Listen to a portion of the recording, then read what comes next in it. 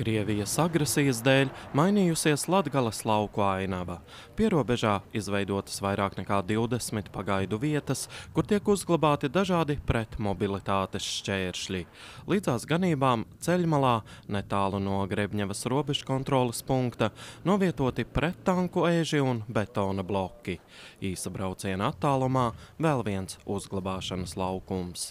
Viena no vietām, kur tiek uzglabāti šķēršļi, ir šeit Kārsavā, aptuveni 10 km attālumā no robežas. Šeit novietoti tā sauktie pūķa zobi.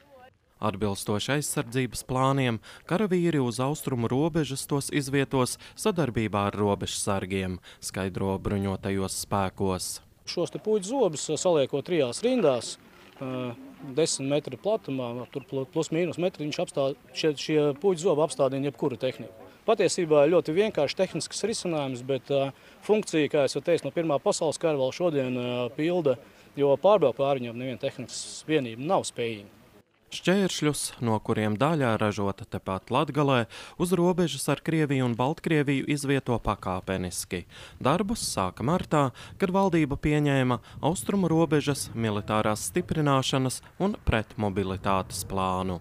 Protams, kad ir jāstiprina austrumu robeža, lai mēs vispirms parādīt, ka mēs esam gatavi atturēt, ka mēs esam gatavi aizsargāt, ka jebkādā sliktākā scenārijā mēs apturēsim, nobloķēsim un iznīcināsim kādas pretinieku aktivitātes. Tā kā, protams, tas ir par to, ka mēs dodam skaidru signālu un arī ne tikai dodam signālu, bet arī veidojam savu gatavību aizstāvēt Latviju un aizstāvēt NATO teritoriju no pirmā centimetra.